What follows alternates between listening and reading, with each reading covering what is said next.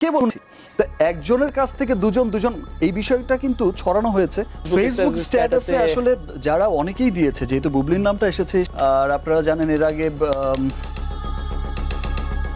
অবশেষে সকল নীরবতা ভেঙে বুবলির কন্যা সন্তান ইস্যুতে মুখ খুললেন মেগাস্টার শাকিব খান।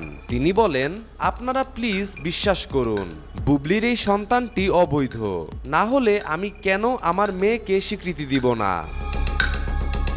বুবলির সাথে আমার তেমন কোনো সম্পর্কই নেই। যেহেতু হয়ে গেছে, আসলে প্ল্যান করে তো আর বেবি হয় না, বেবিটা হয়ে গেছে। ওকে, আল্লাহরই চাওয়া ছিল, আল্লাহরই দান ছিল, হয়ে গেছে। শাকিব খান আরও বলেন, বুবলি কেন যে আরেকজনের সন্তান পেটে নিল আমি বুঝলাম না। সে একজন শিক্ষিত মেয়ে, অবৈধ সম্পর্ক থেকে বাচ্চা পেটে আসতেই পারে, তাই বলে সেই বাচ্চা আমার বলে চালিয়ে দিবে। বুবলি একটা ভালো ব্যাকগ্রাউন্ড থেকে এসেছে, ঢাকা ইউনিভার্সিটিতে পড়াশোনা করছে। রাইট।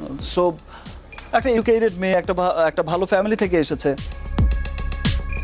শাকিব খানের কথায় যুক্তি আছে, ঠিকই তো। শাকিব যদি বুবলির কন্যা সন্তানের বাবা হতো, তাহলে তো অবশ্যই সে তার মেয়েকে নিয়ে দর্শকদের সামনে আসতো এবং স্বীকৃতি দিত। কে বলছি তো একজনের কাছ থেকে দুজন এই বিষয়টা কিন্তু ছড়ানো হয়েছে ফেসবুক স্ট্যাটাসে। আসলে যারা অনেকেই দিয়েছে, যেহেতু বুবলির নামটা এসেছে, আর আপনারা জানেন এর আগে অবশেষে সকল নীরবতা ভেঙে বুবলির কন্যা সন্তান ইস্যুতে মুখ খুললেন মেগাস্টার শাকিব খান। তিনি বলেন, আপনারা প্লিজ বিশ্বাস করুন, বুবলির এই সন্তানটি অবৈধ, না হলে আমি কেন আমার মেয়েকে স্বীকৃতি দিব না।